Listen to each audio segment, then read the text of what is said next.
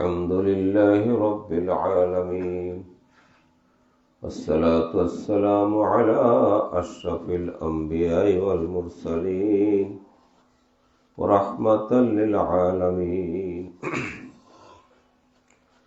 الذي أرسل إلى الناس كافة بشيرا ونذيرا وداعيا إلى الله بإذنه وسراجا منيرا أما بعد اللهم لك الحمد أنت قيوم السماوات والأرض ومن فيهن ولك الحمد أنت ملك السماوات والأرض ومن فيهن ولك الحمد أنت نور السماوات والأرض ومن فيهن ولك الحمد أنت الحق وعدك حق والساعة حق اللهم لك أسلمت وبك آمنت وعليك توكلت وبك خاصمت وإليك حاكمت فاغفر لي ما قدمت وما أخرت وما أسررت وما أعلنت أنت المؤخر وأنت المقدم لا إله إلا أنت وبعد فقد قال الله تعالى في كلامه المجيد وفرقان العالمين لا شريك له وبذلك أمرت وأنا أول المسلمين وقال تعالى في آية أخرى أعوذ بالله من الشيطان الرجيم بسم الله الرحمن الرحيم يا أيها الذين آمنوا من قبل أن يأتي أحدكم الموت فيقول ربي لولا أكرتني إلى أجل قريب فأصدق وأكن من الصالحين ولن يؤخر الله نفسا إذا جاء أجلها والله خبير بما تعملون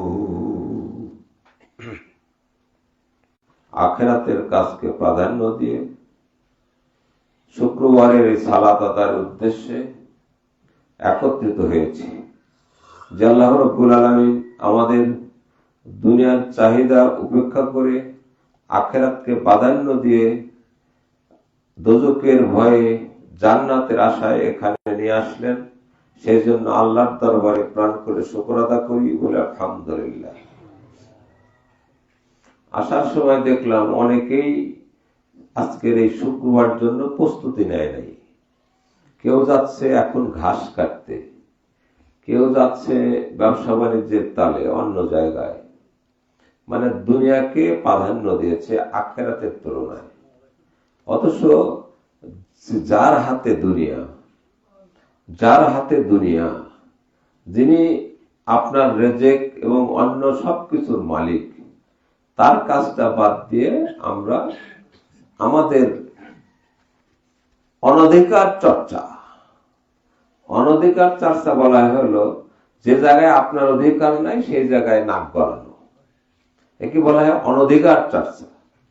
আমার বাড়িতে যে আপনি আমাকে পরামর্শ দিচ্ছেন কিন্তু আমি আপনার কাছে পরামর্শ চাই নাই, এগুলোকে বলা হয় অনধিকার চর্চা।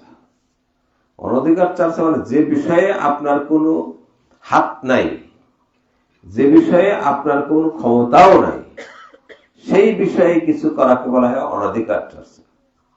তো আমরা সবাই অনধিকার চর্চায় ব্যস্ত, অর্থাৎ যেখানে আমাদের হাত নাই আমরা সেখানে যাচ্ছি, আর যাতে আমাদের হাত, আমাদের যে কর্তব্য সেইটাতে যাচ্ছি না। অর্থাৎ আমাদের যেটা কর্তব্য সেইটাতে না যে আমাদের যেটা কর্তব্য না আমরা সেই কাজগুলো করছি। কিরকম? মানে রেজেক আমার হাতে না আল্লাহর হাতে, হায়াত আমার হাতে না আল্লাহর হাতে, খাদ্য আমার হাতে না আল্লাহর হাতে, মুলকিয়াত আমার হাতে না আল্লাহর হাতে। সবকিছু যার হাতে, তার চর্চা না করে যেটা আমার হাতে সেটা আমরা করছি না, যেটা আল্লাহর হাতে সেই আল্লাহর হাত থেকে কেড়ে নিয়ে আমরা নিজেরা মাতব্বরি করতে চাচ্ছি, আর আমাদের যেটা দায়িত্ব আমরা তা করছি না। আবার একটু খোলামেলা বলি যে আজকে শুক্রবারের দিনের আপনার দায়িত্ব হলো সকাল থেকে নিয়ে এলেম কালাম চর্চা করা, নামাজ পড়া, জেকে রাজগার করা, আল্লাহর কাছে প্রার্থনা করা। এই জন্য আজকের নাম হলো ইয়াউমুল জুমআ, সমবেত হওয়ার দিন। এই দিন আল্লাহ পৃথিবী তৈরি করেছেন, এই দিন আল্লাহ মানুষ তৈরি করেছেন, এই দিন মানুষের মধ্যে রূহ ফুৎকার করে দিয়েছেন, এই দিন তার খাদ্য তালিকা সবকিছু আল্লাহ কপালে রেখে দিয়েছেন। এই দিনে আপনার দোজখ হবে, এই দিনে কিয়ামত হবে, এই দিনে জান্নাত জাহান্নামে যাবে, এই দিনে বিচার আচার হবে। এই শুক্রবারের দিন এত গুরুত্বপূর্ণ দিন যে এই দিনে আল্লাহ রাব্বুল আলামিন দুনিয়ার অধিকাংশ গুরুত্বপূর্ণ কাজগুলো করবেন। এই জন্য এই দিনের নাম হলো ইয়াউমুল জুমআ। এই দিনে সব লোক এক জায়গায় জমা হবে। দুনিয়াতে যেমন জমা হচ্ছে, আখিরাতেও সমস্ত পৃথিবীর মানুষের এক জায়গায় জমা হবে। সেই জন্য এই দিনের নাম হলো ইয়াউমুল জুমআ। এই দিনে আল্লাহর কর্তব্য হলো মানুষকে ক্ষমা করে দিয়ে জান্নাতে নিয়ে যাওয়া, আর মানুষের কর্তব্য হলো আল্লাহর পিছনে ইবাদত করা। ওমা খালাকতুল জিন্না ওয়াল ইনসা ইল্লা লিয়াবুদুন, আমি মানুষ এবং জিনকে তৈরি করেছি একমাত্র আমার ইবাদতের জন্য। আপনাকে ঘাস কাটা, গরু লালন পালন করা, ব্যবসা বাণিজ্য করা, তারপরে হলো ওই জমি চাষ করা, চাকরি বাকরি করা, এগুলো আপনার দায়িত্ব না, এটা হলো আল্লাহর দায়িত্ব। আর আপনার দায়িত্ব আল্লাহর ইবাদত করা। কিরকম বলে, আল্লাহ আপনাকে খেতে দিবে কিভাবে সেটা আল্লাহ ঠিক করে রেখেছে। আপনাকে চাকরি করে খেতে দিবে, না জমি কফি চাষ করে খেতে দিবে, না লাঙ্গল বয়ে খেতে দিবে, না ব্যবসা বাণিজ্য করে খেতে দিবে, ওরা আল্লাহ চিন্তা করবে। এবং সেটাই আল্লাহ চিন্তা করে, সেটা আমরা বুঝতে পারি না। একই সাথে লেখাপড়া করেছেন, লেখাপড়া করে দেখা গেল যে একজন চাকরি পেয়ে ঢাকায় সবচেয়ে উচ্চ লেভেলের একটা চাকরি করতেছে, আর তার সাথেই ক্লাসে আপনি ফার্স্ট বয় ছিলেন, আপনি আজও চাকরি পান নাই। একই সাথে ব্যবসা করতেছেন, ব্যবসায় আপনার ব্যবসা তুঙ্গে উঠে গেছে, আর একজনের ব্যবসা কিছুই হয় নাই। এই যে এবার কফি লাগাইছিলেন, একই সাথে কফি লাগাইছেন, ওরটা আজকে বিক্রি হয়ে গেল, ওর টাকা পেয়ে গেল, কালকে আর আপনারটা বিক্রি করতে তো দাম নাই। শেষ পর্যন্ত এমন অবস্থা হলো যে মই দিয়ে ফেলে দিতে হলো। এই যে আল্লাহ পৃথিবী সৃষ্টির 50,000 বছর আগে আল্লাহ লিখে রেখেছেন যে আপনি কিভাবে রিজেক্ট করবেন, না কি করবেন, খাবেন না খাবেন কি, আল্লাহ লিখে রেখেছে। সেজন্য ওইটার চর্চা আপনার করা লাগবে না। যদি থাকে নসিবে ঘুরে ঘুরে আসিবে। আমার একটা পাগলি খালা ছিলেন, তো যখন জেনের আসর হইতো তখন একটা গান গাইতো, তো সেটা হলো এই তার সারমর্ম, যদি থাকে নসিবে ঘুরে ঘুরে আসিবে। অর্থাৎ তোমার যদি তকদিরে থাকে সেটা যে কোনো উপায়ে আসবেই আসবে। আমাদের দরকার আল্লাহর ইবাদত করা, আল্লাহর দরকার আমাদের দুনিয়াতে লালন পালন করে খাদ্য দেওয়া, কিন্তু আমরা তা করছি না। ফলে আল্লাহর দায়িত্বটা আমরা নিয়েছি, আর আমাদের দায়িত্বটা আল্লাহর উপর ছেড়ে দিয়েছি। আমরা খাদ্য দেওয়ার দায়িত্ব আল্লাহর, কিন্তু ওইটা করছে কি আমরা হাতে নিয়েছি। সেজন্য আল্লাহ বলছেন, তুমি যখন আমার দায়িত্ব নিয়ে নিয়েছো, তাহলে তুমি চেষ্টা করো, আমি তোমার রিজিক দেবো না, আমি তোমার বরকত দেবো না। সেই জন্যই আমাদের এই বরকত গুলো ধীরে ধীরে উঠে গেছে। কারণ আজকে শুক্রবারের দিন, আজকে কারোর কোনো করার কিছু দরকার নাই। আজানের আগেই মসজিদে এসে মসজিদ বোঝাই করে দিতে হবে। কথাটা বহুদিন আগে বলেছি, প্রায় দিনই বলি, কিন্তু আমরা তা করি না। এই দিনে আল্লাহ রাব্বুল আলামিনের রাসূল বলেন, যে ব্যক্তি প্রত্যুষে উঠবে, বাড়িতে ঘোষণা দিবে আজকে শুক্রবারের দিন, সন্তানাদি সব রেডি হও, সকাল সকাল গোসল করবে, তেল জল মাখবে, সাদা পোশাকটা পরবে, ভালো পোশাকটা পরবে, ধীরে ধীরে পায়ে হেঁটে মসজিদে চলে আসবে, এসে 2 রাকাত 100 রাকাত বা তার যত উঠতে পারে তত রাকাত সালাত আদা করবে। মানে যত সেজদা দিবে তত নেকি পাবে, যত সেজদা দিবে তত নেকি পাবে। আল্লাহ রাসূল বললেন, তুমি সেজদা দাও, আমার কাছে চাও, যখন সেজদা দিবেন তখন আল্লাহ আপনার নিকটবর্তী হয়ে যাবে। আকসারুদ দোয়া, তখন তুমি বেশি বেশি দোয়া করো, যত রাকাত পারেন তত রাকাত সালাত আদা করবেন। যখন ওই আযান হয়ে গেল তখন আর সালাত নাই, তখন আপনি বসে থাকবেন, খুতবা শুনবেন। আবার ইমামের সাথে 2 রাকাত 4 রাকাত সালাত আদা করলেন, এরপরে ইমামের সাথে 2 রাকাত সালাত আদা করলেন, এরপরে 2 রাকাত পড়লেন বা 4 রাকাত পড়লেন, বাড়িতে গেলেন। আল্লাহ রাসূল বললেন, ও 1 বছর ধরে সিয়াম রাখলে যে সব পেত, তার প্রত্যেকটা কদমে প্রত্যেকটা পা ফেলার সাথে সাথেই ওর আমলনামায় 1 বছরের সিয়াম আর 1 বছরের কিয়াম, মানে সারা রাত ধরে তাহাজ্জুদ সালাত আদা করলে যে সব, সেই সব তার আমলনামায় লিপিবদ্ধ করে দেওয়া হলো। এত নাকি, কিন্তু তাহা ভরসা না করে, তার দিকে না খেয়াল করে আমরা আমাদের মতো যাচ্ছি। দেখেন, নবী মুহাম্মদ রাসূলুল্লাহ সাল্লাল্লাহু আলাইহি ওয়াসাল্লাম থেকে নিয়ে যত নবী পৃথিবীতে এসেছে, তাদের কারোরই কোনো কথা ছিল না তারা কিন্তু দুনিয়ায় নিয়ে এত ভাবতো না। তারা আল্লাহর ইবাদত করার জন্য চেষ্টা করত, তারা সবসময় আল্লাহ রাব্বুল আলামিনকেই ডাকতো। দেখেন না, হযরত ইব্রাহিম আলাইহিস সালাম, হযরত ইসমাঈল আলাইহিস সালাম, হযরত নূহ আলাইহিস সালাম রাত দিন 24 ঘন্টা শুধু দিন প্রচারে ব্যস্ত, আর আল্লাহ ওদের কিভাবে রক্ষা করে। হযরত ইব্রাহিম আলাইহিস সালাম দিন প্রচারে ব্যস্ত, আল্লাহ যে হুকুম দিয়েছেন সেই হুকুম করতেছে, সেই হুকুম বাস্তবায়ন করার জন্য ব্যস্ত। আর দেশের লোক, গ্রামের লোকরা সব বিরোধিতা করে, বাপ মা বিরোধিতা করলো, কিন্তু সবার বিরুদ্ধে উপেক্ষা করে আল্লাহ যে হুকুম করেছেন আল্লাহর দিন বাস্তবায়ন করার জন্য সে চেষ্টা চালিয়ে গেল। শেষ পর্যন্ত সবাই তার বিরোধিতা করে ওকে হত্যা করার পরিকল্পনা করলো। আল্লাহ রাব্বুল আলামিন যাকে রক্ষা করেন তাকে মারার কেউ নাই। সবাই এসে আগুনের কুণ্ড করে ইব্রাহিম আলাইহিস সালামকে আগুনের মধ্যে ফেলে দিল। আল্লাহ ইব্রাহিম আলাইহিস সালামের আল্লাহর উপরে ভরসা, আল্লাহর উপরে দ্বীনি জজবা, আল্লাহর একত্ববাদের উপরে তার বিশ্বাস, ইখলাস, আল্লাহ সবকিছু করতে পারে, এই যে বিশ্বাস, এই বিশ্বাস নিয়ে সে আগুনের মধ্যে পড়ল। সবাই মিলে জোর করে চরক গাছে চলে আগুনের মধ্যে ফেলে দিল। হযরত ইব্রাহিম আলাইহিস সালামকে ওই সময় বহু লোক সাহায্য করতে চেয়েছিল, বহু কীট পতঙ্গ, পাখি সবাই সাহায্য করতেছিল। ফেরেশতারা বলছে না, যে আল্লাহ আগুন তৈরি করেছে সে আল্লাহ আমাকেও তৈরি করেছে, সুতরাং আমি আল্লাহ রাব্বুল আলামিনের হুকুমেই বেঁচে থাকবো, তোমরা কেউ সাহায্য করো না। যখন ফেলে দেয়, ইন্নাস সালাতি ওয়া নুসুকি ওয়া মাহইয়ায়া ওয়া মামাতি লিল্লাহি রাব্বিল আলামিন, আমার সালাত, সিয়াম, আমার কুরবানি, আমার ত্যাগ সবকিছু আল্লাহর উদ্দেশ্যে, আমি সেই আল্লাহর উপরে সেই ভরসা করি।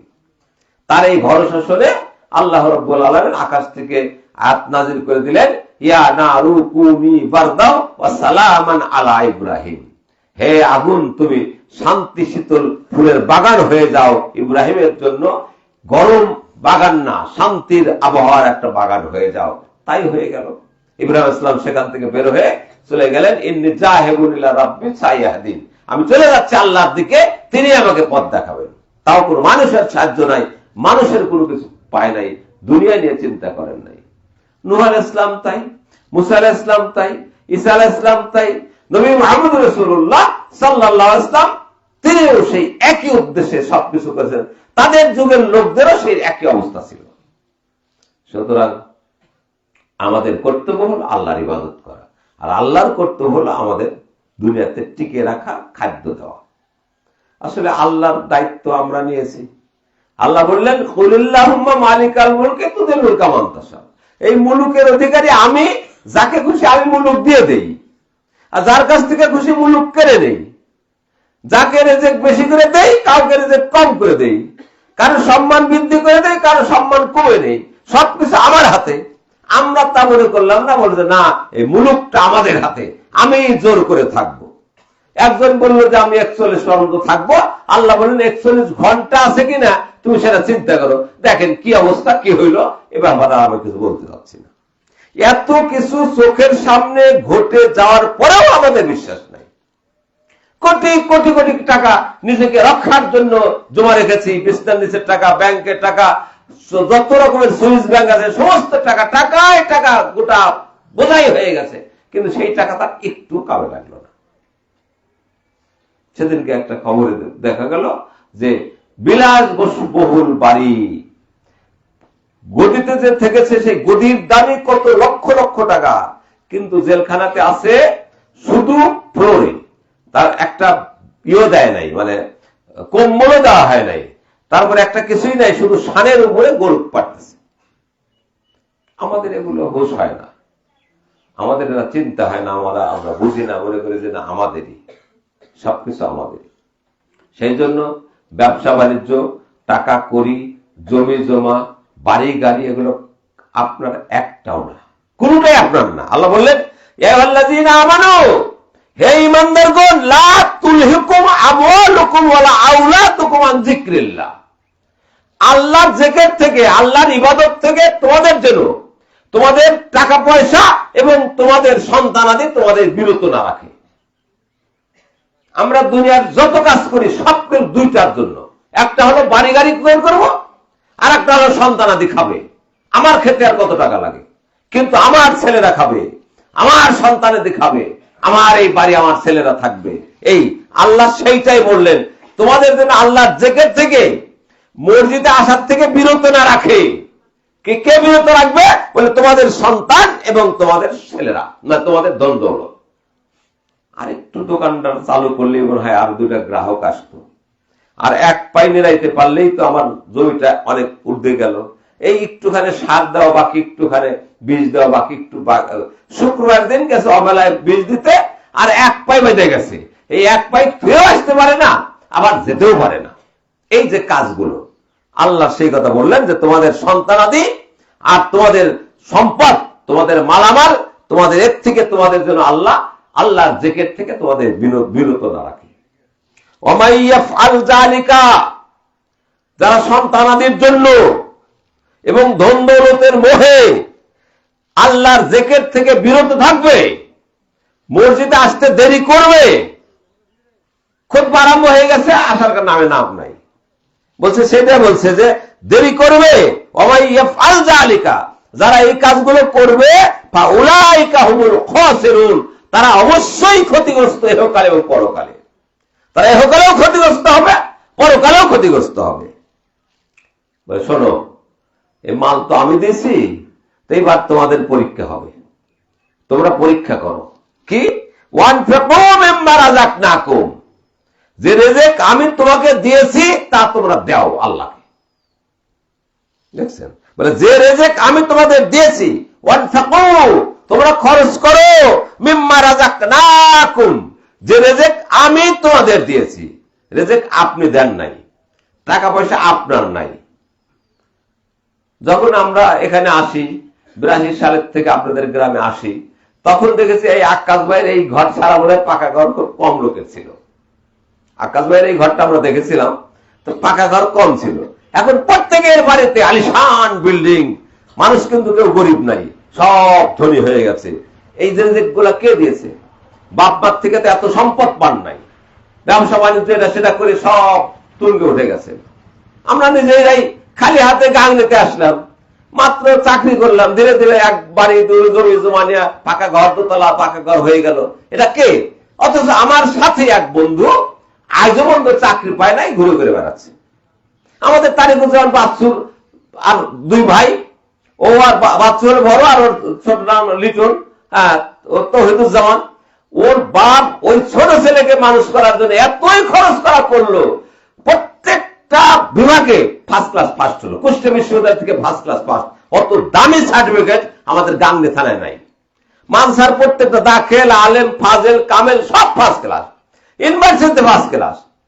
ও তারিকুজ্জামান পাস হয়েছে ঘুরে, ওর বাপ খুব রাগ, ওর মা খুব রাগ, এই ছেলেটাকে মানুষ করবে, ও তো নষ্ট হয়ে গেছে। দেখেন আজও পর্যন্ত তকদিরের কিংবার হঠাৎ করে অন্য কোথাও চাকরি নিতে পারলো না, চাকরি দিলাম তাও করলো না, ভাটপাড়া কলেজে ঢুকে, ভাটপাড়া কলেজে ঢুকে কি অবস্থা, আজও পর্যন্ত বয়সে একটা টাকা ইনকামের কোনো পথ নাই। অথচ তারিকুজ্জামান বাচ্চু কি করলো, তার 3টা ছেলেই আল্লাহর রাস্তে ইউনিভার্সিটিতে 3টা বড় বড় ইউনিভার্সিটিতে মাস্টার ডিগ্রি পাস করতেছে। এগুলো হলো আল্লাহ রাব্বুল আলামিন পরীক্ষা করেন, হাতে নাতে দেখান, হাতে দেখে দেন যে দেখো এগুলো আমার হাতে, তোমরা চেষ্টা করলেই হবে না, আমি যদি না দেই তাহলে হবে না। তাই তোমরা কি করো, আল্লাহর রাস্তায় খরচ করো, যে রেজেক আমি দিয়েছি তার থেকে। আপনার টাকা আপনার না, আপনার জমি আপনার না, আপনার জীবন আপনার না, আপনার কান নখ চোখ মুখ নাক আপনার না, আপনার সন্তান আপনার না, আপনার বাপ মা আপনার না। সেই জন্য মানুষ বলে, আমরা বলি ইন্না লিল্লাহি ওয়া ইন্না ইলাইহি রাজিউন। এই মানুষ আল্লাহর কাছ থেকে এসেছিল এবং আল্লাহর কাছে চলে গেল। রিজিক আল্লাহর কাছে এসেছে এবং আল্লাহর কাছে চলে যাবে। ব্যথা বিপদ আপদ রোগ শোক বালা মুসিবত সবকিছুর মালিক আল্লাহ, আল্লাহর কাছ থেকে এসে এবং আল্লাহর কাছে চলে যায়। অবশ্যই সাবিরিন, আমরা ওইগুলো রক্ষণাবেক্ষণ করে আমরা ধৈর্য ধারণ করি। যারা ধৈর্য ধারণ করে আল্লাহ বললেন তাদের জন্য খুশির খবর। এবার আল্লাহ বললেন তুমি তোমার আমার দেওয়া রিজিক থেকে তুমি খরচ করো। কখন, কোন সময় খরচ করবে বলে মিন কাবলি আইয়াতিয়া আহাদাকুমুল মউত, মউত আসার আগেই খরচ করো। মউত এসে খরচ করলে লাভ নাই, মউত আসার আগেই খরচ করো। আমাদের কলেজের প্রিন্সিপাল আব্দুল কালেক সাহেব, দেখছেন অনেকেই মনে হয়, তো হঠাৎ করে আমাদের কলেজের মধ্যে ঢুকতে যা, ওই যে ওইদিকে একটা রবার গাছ আছে, ওই জায়গায় যায় কাটতেছে। তা আমাদের পিয়ন যা ধরেছে, ধরার পরে নিয়ে বসাইছে, বসানোর পরে মরে গেছে, শেষ। তো বাড়িতে যা শুনি যে তার নাকি 250 বিঘা জমি। জানাজার সময় দেখতে গেলাম, গেছি, যা দেখেছে এত সুন্দর সুন্দর গরু পালছে, প্রায় 50-60টা গরু, এক একটা গরুর দাম 4000-5000 তখনকার সময়ে টাকা। আর 10টা রাখাল রেখেছে, রাখালরা গরুগুলো দেখাশোনা করতেছে, সবকিছু করতেছে। আর সেই বিরাট এক পুকুর করেছে, পুকুরের মধ্যে খোল নিয়ে ভিজে রাখছে, সেই খোল ওর মধ্যে তুলে আর ওই গরুকে খাওয়ায়। মানে সেই এক একটা গরু বিক্রি করে 5-7 হাজার টাকা করে। ওই কোরবানি ঈদের এই সামনে কোরবানি আসলেই এটা করবে। কিন্তু দেখেন কলেজে আসতে পারলো না, কলেজের মধ্যে ওই দিনকে আবার বেতন দেওয়ার দিন, বেতন দিবে, টাকা ওর ব্যাগের মধ্যে, ব্যাংকের টাকা তুলে নিয়ে ব্যাগের মধ্যে নিয়ে এসে ঢুকছে, ঢোকার সাথে সাথেই ওখান থেকেই তার জীবন শেষ। আল্লাহ তাই বললেন যে তোমাদের মৃত্যু আসার আগেই তোমরা খরচ করো, মিন কাবলি আইয়াতি আহাদাকুল মাউত। যখন মৃত্যু আসবে ফায়াকুল রাব্বি লাউলা আখারতানি ইলা আজালিন করিব, যখন মৃত্যু এসে যাবে ছেলেরা সব উত্তরসূদানি করে শোয়াবে, আব্বার চোখ মূল লাল হয়ে গেছে, বড় হয়ে গেছে, দেখো কি হয়, কথা বলতে পারছে না, মুখ দিয়ে সব থুতরি উঠছে, তাড়াতাড়ি করবে। তখন ওর জ্ঞান থেকে বলবে লাউলা আখারতানি ইলা আজালিন করিব, হে আল্লাহ আমাকে একটু সময় দাও, আমি বুঝতে পারছি এই যে ভয়ঙ্কর চেহারায় যে ফেরেশতারা আসছে, এখন আমার জানটা কবজ করে নিয়ে যাবে, বের হয়ে আমাকে বের করে নিয়ে যাবে, আমার জীবন থাকবে না। আল্লাহ এই থাকতে থাকতে তুমি একটু আমাকে ক্ষমা করো, আমাকে একটু সময় দাও।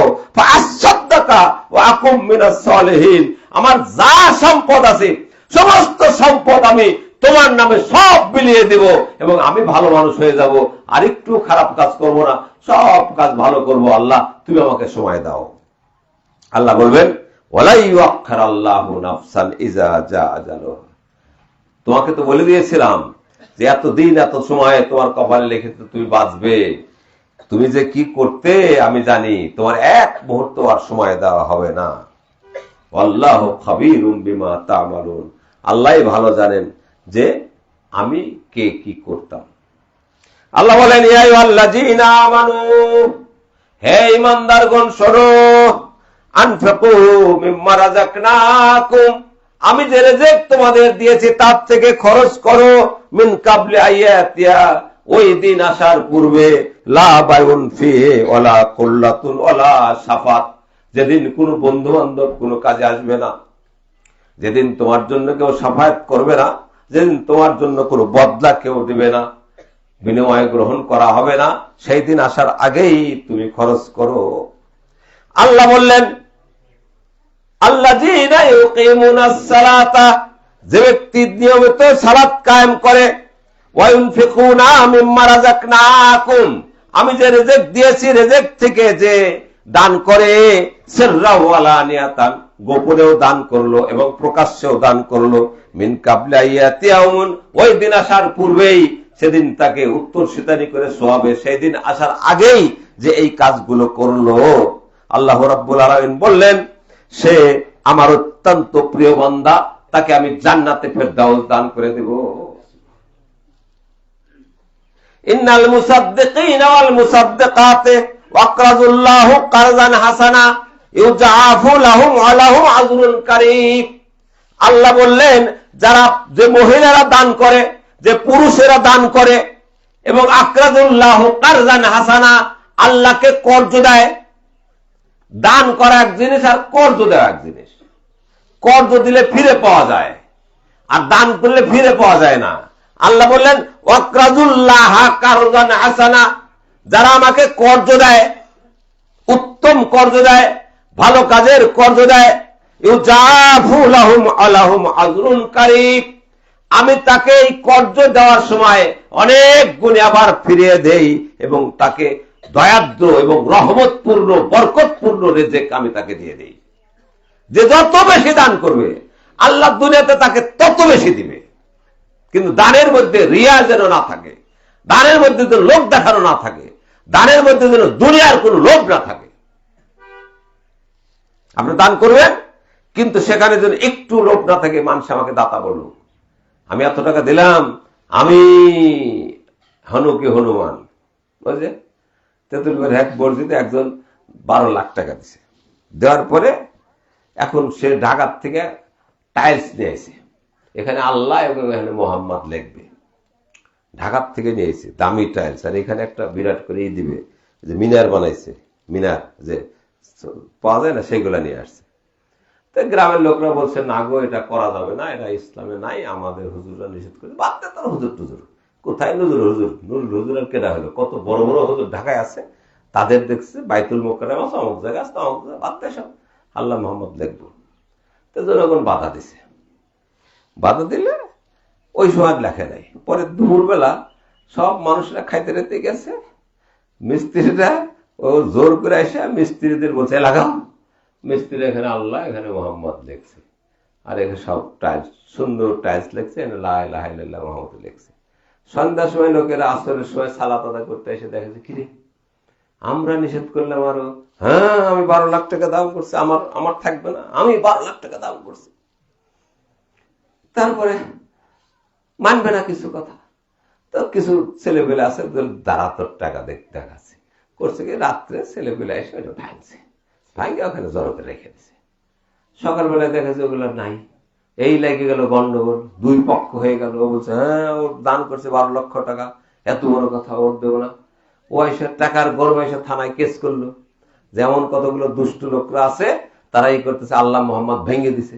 এবার থানা আলারা ওদের নামে এক প্লাটুন সব পুলিশ সব যে হাজির, তার সাথে গাংনির যত বড় বড় হুজুররা তাদেরকে ম্যানেজ করছে, ম্যানেজ করে হুজুররা যে ওখানে ফেসবুকে দিয়েছে যে মসজিদ ভেঙে ফেলছে, আল্লাহ মোহাম্মদ ভেঙে ফেলছে, পুলিশ টুলিশ একবারে বিশাল কারবার। তা আমার কাছে খবর আসলে এই কথা, এবং যারা ভাঙছে তারা দৌড়ে আমার কাছে আসছে এই ঘটনা। তখন যে আমাদের খোকন ছিল এমপি, তা বললাম যে ভাই এই ঘটনা, সেই তো কথা, বিরাট উত্তেজনা চলছে, কি করা যায়? তো করা যায় একটা মীমাংসা করে দিতে হবে। শেষ পর্যন্ত মীমাংসা তো হলো না।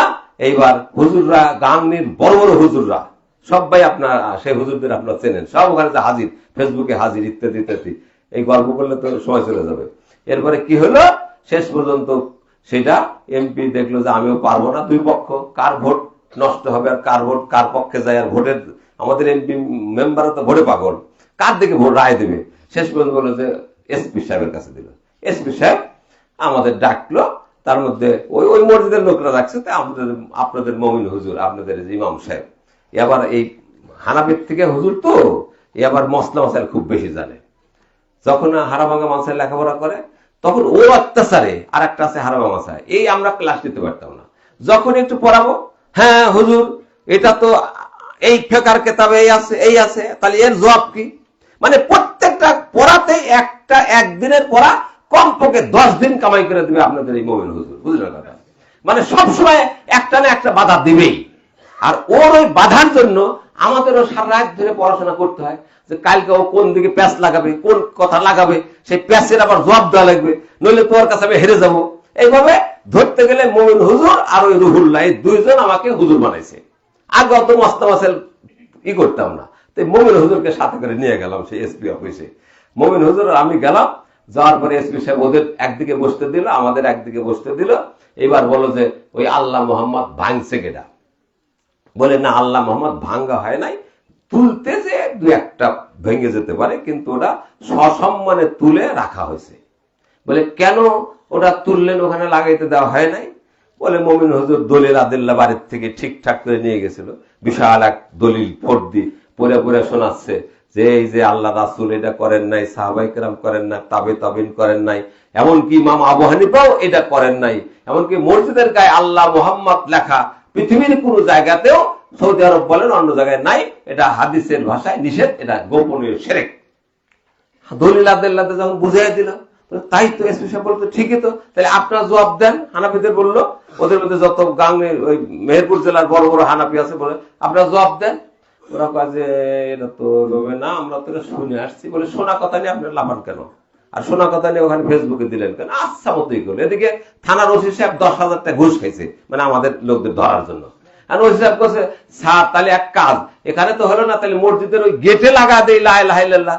ও তো বলতে হবে, এসপি সাহেব বলছে গেটে লাগাবেন, তখন এমন অবস্থা হবে, দেখো এরা আবার আল্লাহকে পিছনে লাগাইছে, পাছায় লাগাই দিছে, সুতরাং তা হবে না। আল্লাহ মোহাম্মদ কোথায় লেখা যাবে না, যেটা হাদিসে নাই সেটা লিখবো না। কথা কি বুঝছেন? এই যে আল্লাহ মোহাম্মদ না লিখে সহিহ হাদিস মোতাবেক, সহিহ হাদিস মোতাবেক চলা, এটাকে বলা হয় ইসলাম। আর এই নির্ভেজাল তাওহীদ প্রতিষ্ঠার জন্যই যুগে যুগে লোকরা তৈরি হয়েছে, আজও হচ্ছে। সেই আল্লাহ রাব্বুল আলামিন আপনাদের রিজিক দাতা, সব কিছুর মালিক সেই আল্লাহ, যে আল্লাহ প্রদর্শনীয় করার জন্য না, অন্তরে ভয় থাকা দরকার আল্লাহ। আল্লাহ আমরা এখানে লাগাই প্রদর্শনীর জন্য, কিন্তু আল্লাহ লাগাইতে হবে ভিতরে, অন্তরে। আর এই অন্তরে ভয় থাকলে আজকে আজানের পরে আপনারা কেউ আসতেন না, আজানের আগেই আসতেন।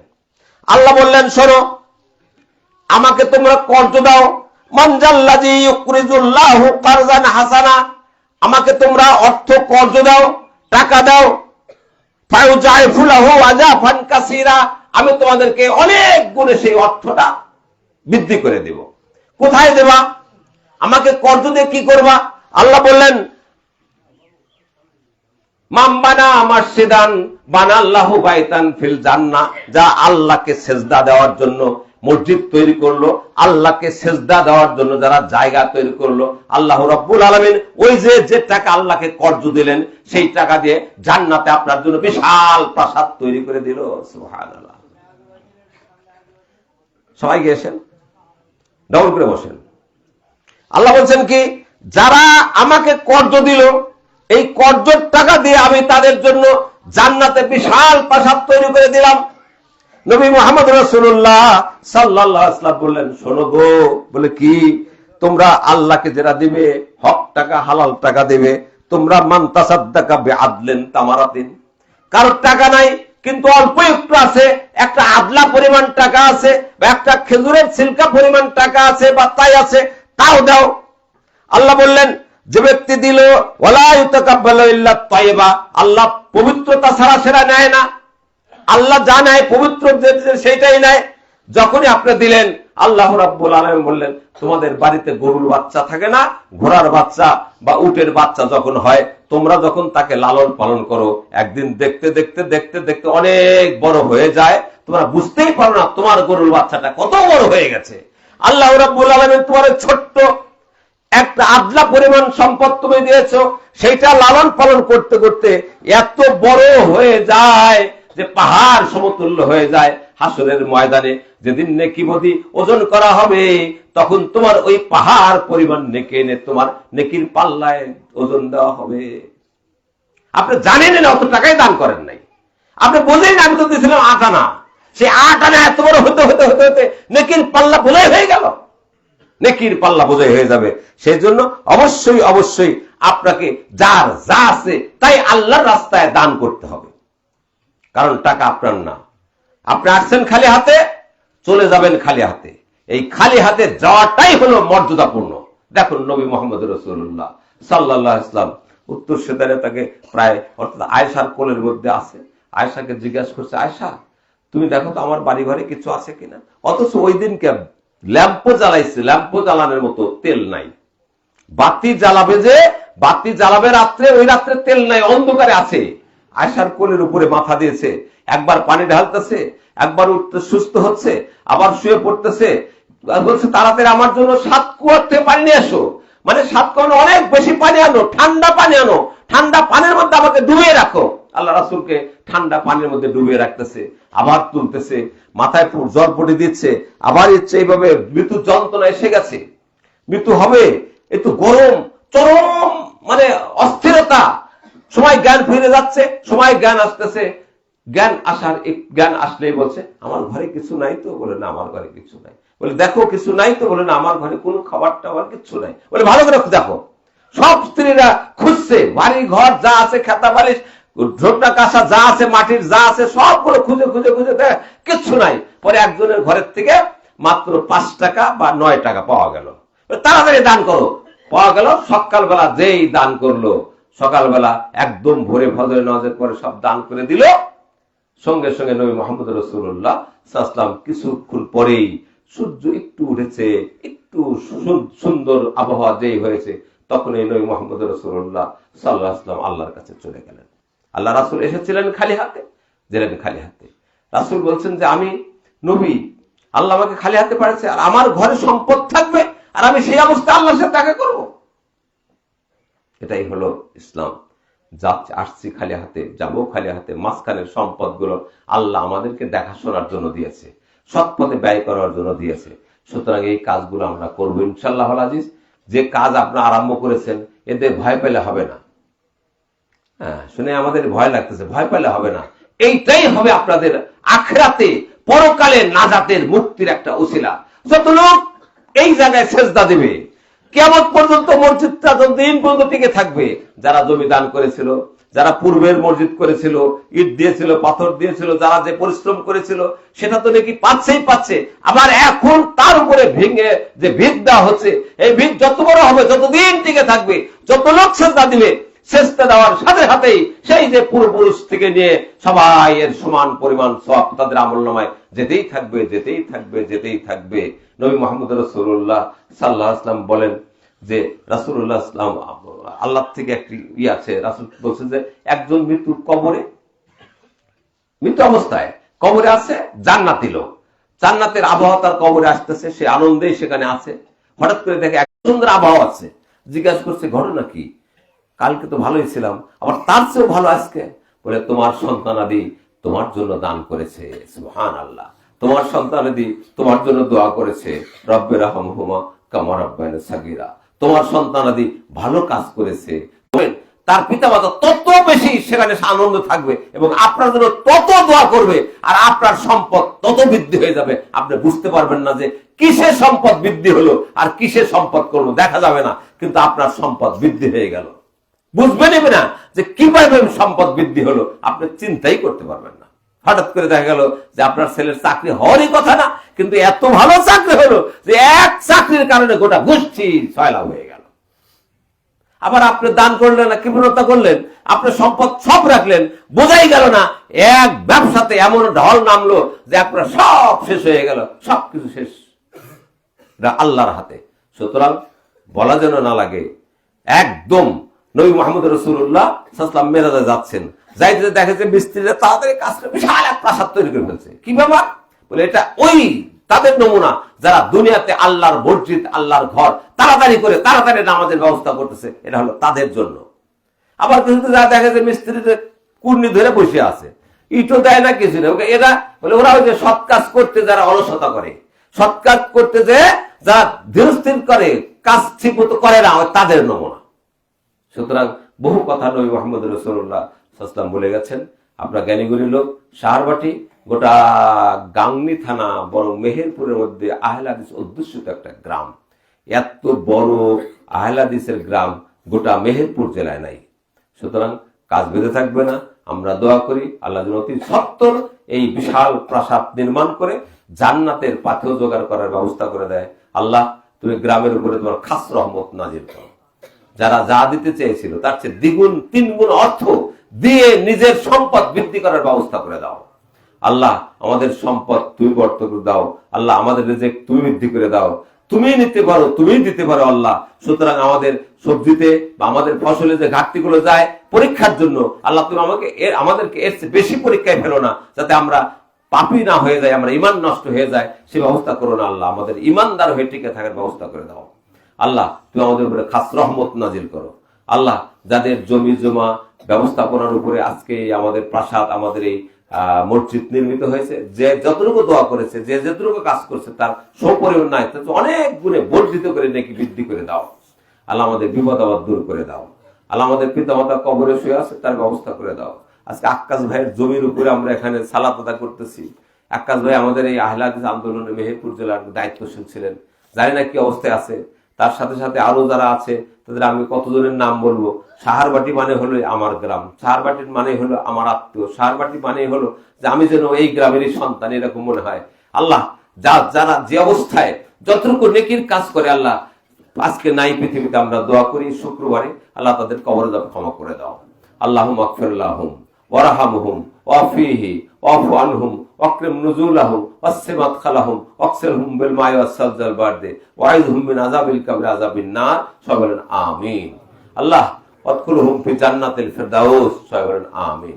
আল্লাহ আমাদের মা বোনদের হেদায়েত করে নাও আল্লাহ। মা বোনদের অসুস্থতা দূর করে দাও।